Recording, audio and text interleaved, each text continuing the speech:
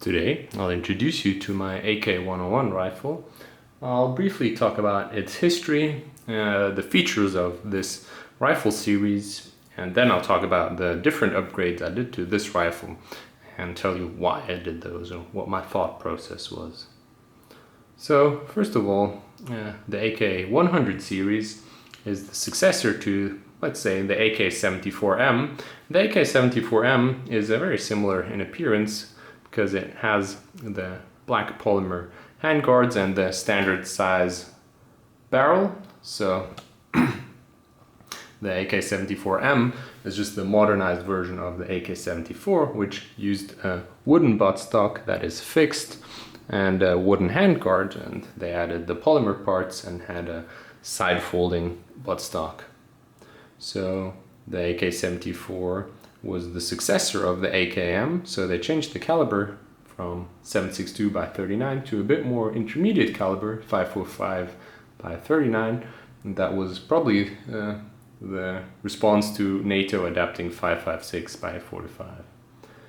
And the AKM itself, as you might know, is what people commonly refer to as AK-47, but the AK-47 was its successor, and they have quite some differences in how they're made and slightly how they work.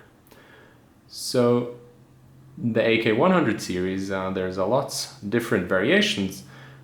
This is the AK-101, which means it's the AK-74M basically chambered in 223 or 5.56 by 45. Uses the polymer parts, obviously, certain small changes, and they're intended for export use. Go.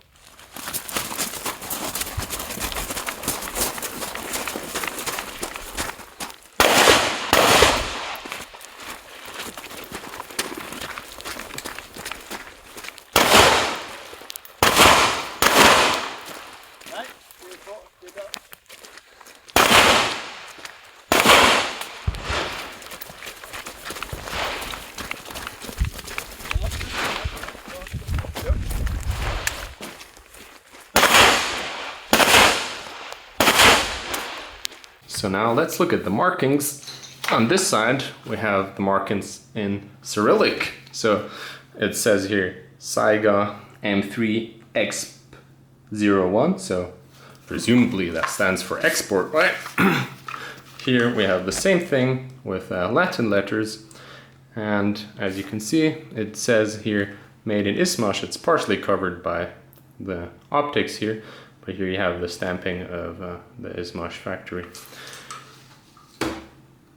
It's interesting, it says here EXP01.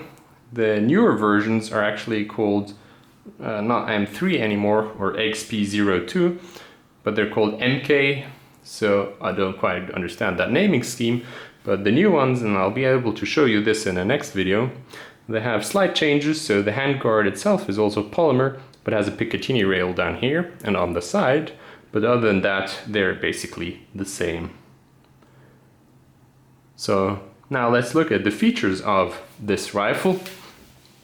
You have very standard features such as the rear sight leaf, but depending on where you got it from or where it was imported to, they only range up to 300 meters, so I actually had to replace the rear sight leaf to get the full 800 meters.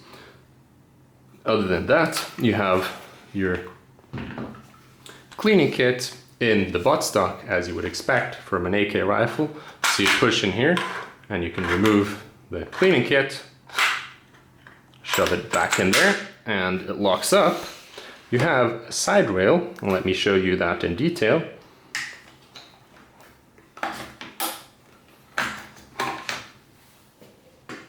You have the side rail already attached, which is really nice, a way to mounting optics, so you don't have to use any jiggly version of a dust cover mount.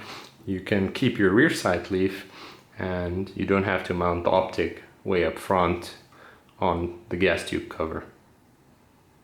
So now that we removed the side rail, we can also have a look at the folding buttstock. So you press into this button here that allows you to fold it, and it actually hooks, so this is now locked in place. Press this button here to release, and once again, depending on where it was imported to, you actually can't fire when the buttstock is folded. This one can, because there's no such regulation here. And it's a really nice package. If it's compact, you can still technically fire, I guess. So other than that, you'll feel right at home. It's just another AK, right? Other than that, as you can see, the gas port here has the 90-degree angle, not the 45 anymore. This is a small change they did with the AK-74. So now let's look at the magazines. This is an original magazine by Izhmash. As you can see, it says 223 on here. Visually, they're very similar to any 545 magazine, so the curvature is very, very similar, but they have this little feed ramp here, and I got a full video on magazine compatibility, so make sure to check that. There's aftermarket mags too. They all work very well, but obviously if you can, get the original mags. And that's all there is to say about the basic rifle. Now let's look at the upgrades. So talking about upgrades and magazines, first thing I added, since I put these mags in my plate carrier, are these Magpull tabs. So it's nice if you drop them, they're a bit cushioned, but also you can just put your finger in there and pull them out of your load-bearing equipment very easily. So that's a cheap and nice addition when it comes to ergonomics. Speaking of ergonomics, at least for me, and I don't have the biggest hands, but I have actual problems with the default pistol grip, so they're very thin and holding onto them isn't very comfy. So what I do is I either change the pistol grip or add some grip tape. As you can see here, this is just grip tape of a tennis racket. And it's very sweat absorbent and slightly padded, so very nice grip. You can hold on to that, very essential. Another ergonomics upgrade is this extended safety lever. So what this allows you to do is, instead of reaching forward to disengage the safety, I can use my trigger finger, so I can just come up here, disengage the safety, and that just makes things way more comfy and faster too. So the next part is this extended charging handle. It's a part you slide over the charging handle itself, and what this allows you to do is basically, if you're wearing gloves, it's just easier to get a hold of it, and generally if you're doing fast reloads, this can be very helpful. It has a nice texture to it, and it's not as slippery as the original one, obviously bigger, so you're faster on actuating it. The next upgrade you can see here is this ALG trigger I added. The original trigger is actually really good, no complaints there, but this one just has way more treble. You need way less force to actuate it, meaning you can just get shots down the range a lot faster. So the next upgrade, and the most essential one I would say for any rifle, is adding a sling. It's got this nice slightly padded sling, which has QD2, but I don't want to mount metal on metal directly because it's going to make noises and it's going to twist. So adding some paracord, there's one attachment point here on the buttstock, one up front, and this is a nice way to carry your rifle, obviously. Another upgrade is adding low light capabilities. So I added this Phoenix flashlight with the mount of Phoenix itself, so it clamps over the barrel and it's in a nice position without having to like remove the whole handguard or exchange it. And I can just, when I'm C-clamping the rifle or holding it like this, I can just actuate the light with my button, so it's in the right position already. It's really nice and works fairly well. The next upgrade is this little rubber butt pad you can put all over the buttstock. And don't get me wrong, the recoil of 5.56 is pretty nice and controllable, but the purpose here is just to add a bit more length of pull, because the buttstock still has the same dimensions. So if you're a bit tall, you're probably going to run into problems, the length of pull being too short. So adding a few centimeters here really works wonders. This is actually meant for the GP25 grenade launcher, because then it will have some kick, but now you can use it for this purpose too. Has a nice texture too, so it doesn't slide around on your clothing. Easy addition or easy fix without having to replace the whole buttstock, thus kind of destroying the classic, let's say, quotation marks, aesthetics of the rifle. Another very essential upgrade was adding this can to the rifle. And this is from a company called B&T, and it's a Swiss company. It's a direct mount, meaning it mounts directly to the 28 by 1.5 threads on the barrel. And this means there is not a lot of weight because you don't need any adapter, no tolerances stacking up.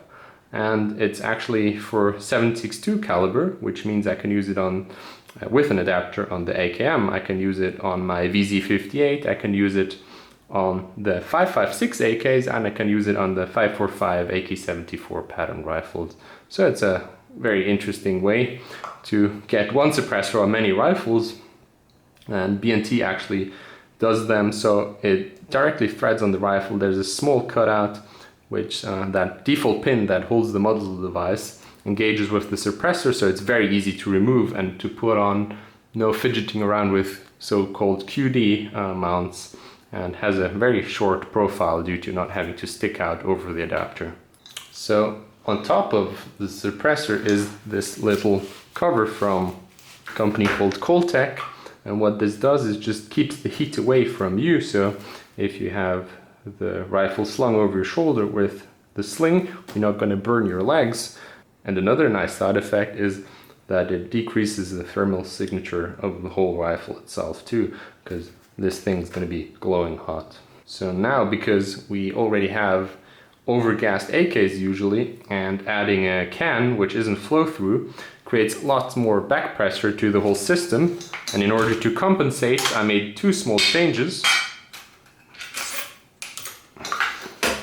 That is replacing the default return or recoil spring by one of ALG, and it's supposedly about 20% more stiff, so compensating more pressure coming back into the system. And I added this rubber pad, and you have to replace them every few hundred rounds basically. But what this does is the bolt slamming into the carrier, it just catches this energy and just increases the lifespan of your parts basically, and they don't cost a lot. You can buy them on AliExpress even for like $2 or $3, half a dozen. So now let's look at the optics. I got this side rail from a Vepr rifle, and it's quite heavy, but it's obviously built like a tank, and it works very well on any AK side rail. So slide it over, lock it in place, and it won't go anywhere. And my choice of optics is an EOTech. This is an XPS 2.0, so it's not night vision compatible, but it does its job very well. I really love this kind of form factor on the EOTech. It's small and very capable, durable, and I love their reticles obviously. So in addition, I added this magnifier from Holosun, so by just flicking this up I get 3 times magnification, and this just increases the range I can acquire targets at or checking things out. So while this might not be the best magnifier, I'm very happy with it, and it lines up perfectly well, and you get a very good side picture too. So my goal here was to get a very good all-rounder rifle, so in any scenario this rifle got me covered. I can use it in closer quarters, I can use it for longer range engagements. I have basic low light capabilities. I got the can on it, which just comes in handy in very many situations. And it has all the creature comforts I expect from a modern rifle. So that's all there is about this beautiful Saiga. If you have any questions about the rifle itself or any of the upgraded parts, just let me know. And as always, stay safe and have fun.